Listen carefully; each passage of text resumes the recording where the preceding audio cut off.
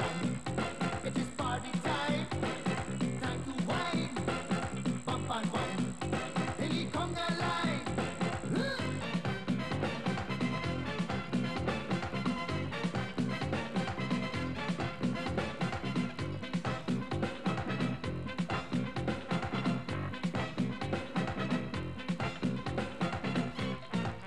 I look some fever burning in my veins. It don't matter even if it rains.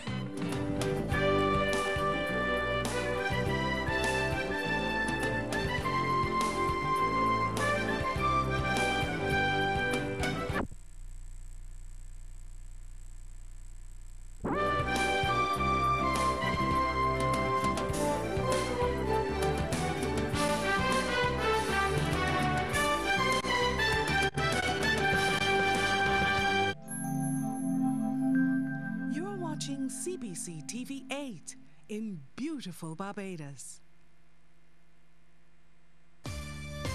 The Education Minister distressed at reports of violence against teachers. The BAS head praises lawmen for arresting crop thieves. And in sports, it's an all-Premier League setup for the Champions Cup quarter-finals. Credible, balanced, committed.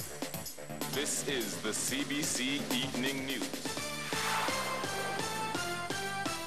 And a very good evening to you. I'm Lisa Lord with the Thursday, April 14th edition of the CBC Evening News. In our top story, Minister of Education Ronald Jones has been reacting to new reports of violence against teachers, the most recent at the Ellerslie Secondary School yesterday. Insisting that he is not in favor of the portrayal of Barbadian schools as war zones, he's noted that the incidents have caused him distress. The system is going through some dynamic changes. Parents and students are no longer willing to accept what people hitherto accepted in our system. I've spoken since I've been minister about several of these things. Sometimes a lot of it falls on deaf ears. But I am concerned about sometimes how parents and children would want to react and behave to teachers. But I'm also concerned about how some persons in education want to react and respond to children and to parents. Minister Jones has also commented on another situation where a teacher was advised to report for duty at the Ministry of Education after another reported incident of school-related violence. I wish to say that the ministry is not the workplace for teachers. Teachers have a workplace and they should always report to their workplaces. If there are grievances, there are mechanisms and structures developed over time to deal with those grievances. But I've been seeing a bit of a moving away from the agreed systems and structures previously established. I have my concerns about that. I have my views about that. One has to be careful that one is not, as one deals with indiscipline, portraying indiscipline as well. There's always a very narrow precipice on which you stand. Well, the situation involving violence and deviance in schools across the island is now so dire that President of the Barbados Union of Teachers, Pedro Shepherd, says it's time for government to step in. Mr. Shepherd says Cabinet must take a serious look at the issue. Mr. Shepherd says the latest incident involving an elderly schoolgirl and a female teacher yesterday is just the tip of the iceberg. He says officials from the union met with the principal and deputy this morning for about 2 hours, and he is satisfied with the action being taken. The matter is going to be addressed at the level of the board and at the level of the Ministry of Education. I'm told that the student is on suspension currently, but the investigation is still ongoing, and once that is completed, then we expect the most severe of all punishments to be meted out to the particular individual. Mr. Shepherd says the issue of student violence against teachers in secondary schools hasn't just started and is also in the primary schools. We have a situation, I think it is toward the end of last term, where a year-old child actually cursed the principal of a primary school to his face. And every day teachers in the secondary schools would say to us that there are children who curse them on a daily basis. And it's something that I believe the authorities should act upon. I don't think that we can sit idly by and say that the children are acting out what they see in society, what they see in the homes, and that they come with social issues, and you need guidance counselors in schools. I don't think that we can continue to use that as a shield for these children. Well, Mr. Shepherd says the BUT and the Barbados Secondary Teachers Union will be holding a joint meeting soon to deal with the issue, as they have a zero policy on violence. Well, the head of the Barbados Agricultural Society has described the recent arrest of at least 5 people in connection with predial larceny as a small victory for the farming community. But James Paul is warning that it will take a whole community effort to sustain this progress. Now, over the last 2 weeks, 4 men were put before the courts for stealing sweet potatoes from a number of properties over in St. Philip. A woman was also charged with the sale of the produce without a receipt. Well, at least, first of all, send a message to the community at large that we are very serious about predial larceny, and that those persons who are caught engaged in the practice, that they can expect to suffer the consequences. And I think that is good, because we can't have a situation where it is going on and people seem to think that they can just do it and get away with it. So I think I would want to praise the Royal Barbados Police Force for listening to the pleas of the farmers, and I think that they have listened for some time, and I think that they have been emboldened at least to do something about it, and farmers should be grateful. Mr. Paul is also happy that from all indications, the Vendors Association is also on board with cutting down on predial larceny. He is, however, worried about a threat now to some sections of the dairy industry. Our beef industry in itself could be endangered if we have persons who are just going out there and slaughtering animals and selling that meat in the markets. That is why I think, besides the police, we need the involvement of the inspectors who operate at our public markets to scrutinize individuals who are actually bringing produce there, to try to ascertain where they are getting that produce. So the fight cannot only be with the police. It has to be a general fight on the part of the community to try to stamp out this really devastating practice to the farmers of predial larceny. Well, meanwhile, another crop thief will spend the next 2 years behind bars at Her Majesty's Prison at Dodds. 42-year-old Hayden Ricardo Brathwaite of Church Village, St. Philip, appeared in the District C Magistrates Court yesterday. He pleaded guilty to offences relating to the theft of 50 rods of sweet potatoes belonging to Armagh Farms.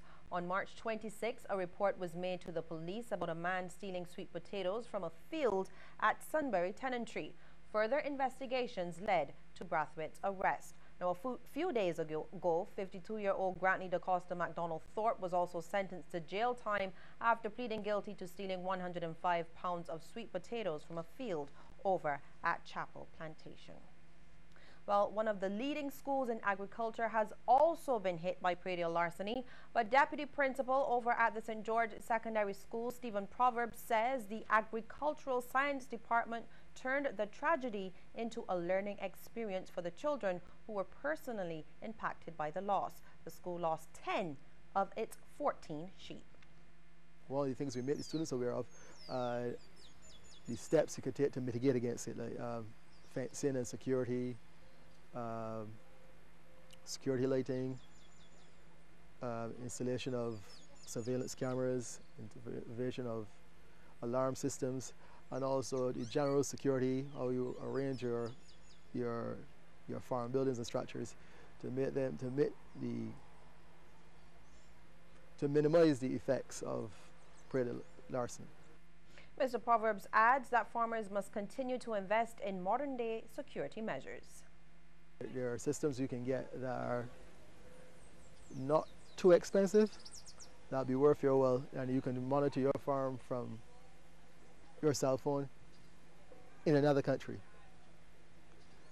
Embrace the modern technology. It is not beyond the average farmer, because you can get a system with security cameras that will equate to the cost of maybe one fully good high quality RAM on a fraction of the value of a good quality bulb. Right? So you have to invest to protect your investment. A St. Andrew man has been charged in connection with Tuesday's big drug bust over at Belle Plaine housing area, where lawmen seized over 200 cannabis plants. 40-year-old Mark Maynard, a resident of the housing area, was due to appear in the District D Magistrates Court today on charges of possession with intent to supply, trafficking, and the cultivation of cannabis. Police claim it was Maynard who fled the scene when they executed a search warrant at his residence. It was there that officers discovered 222 cannabis plants under cultivation, ranging from 4 inches to about 6 feet tall. Well, it's the news that St. Joseph residents have been waiting to hear. Officials of the Barbados Water Authority are confident that any day now problems affecting that part of the island will be resolved. This as authority crews are in the final testing phase on the Sweetvale project, the proposed solution to prolonged outages there. And Shane Seeley has the details. BWA officials have journeyed to St. Joseph to assure residents once again that very soon they will have a consistent supply of running water flowing through their taps once again. I'm here in a gap called Suriname, where residents haven't had running water since late February, and before that, the end of December. Now, corporate communications specialist with the Barbados Water Authority, Joyanne Haig, is telling residents that the BWA is in the final stages of fixing the problem. We're still experiencing a drought, and we are in the process of commissioning the Sweetvale well pump in about a few days, week to 2 weeks possibly. And we came here to speak to them to let them know about the Sweetvale project, and in the meantime to service their immediate water needs. So we're here with a tanker, making sure the community tank is filled. We're also distributing 5-gallon water containers, myself and the staff. The sun is very hot, and I can tell you that it is not easy lifting up those containers, so we know it's very hard for them. But some relief is in sight and very shortly, and we are here to share the good news. Now, BWA crews have been testing the Sweetvale well and pump house in the last few days. Once this testing phase is complete, within days, water will be pumped to affected areas of St. Joseph, like Suriname. But the authority is still ensuring that in the interim, residents have an adequate supply of water and a safe means of storage. It's a package: tanker, community tanks, and the storage containers. So we would have assisted a lot of the residents in St. Joseph with the tanks, not all of them. As we get them, we will distribute them, and moving forward, any person across the country that might have a water outage for a prolonged period, we will be using these methods. And the Suriname residents were upbeat on hearing the news. I would be very glad if we get back the water. It's really pressuring and hard because there's a lot of things we in Suriname and in St. Joseph have to put up with. Very happy if that happened, because we were always suffering for water.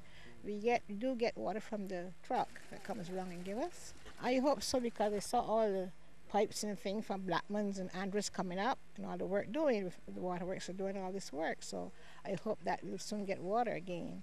The BWA says it will continue to update residents and the media in relation to progress made at Sweetvale, and the utility is confident this is a long-term fix to issues in this part of the country. Shane Seeley, CBC News.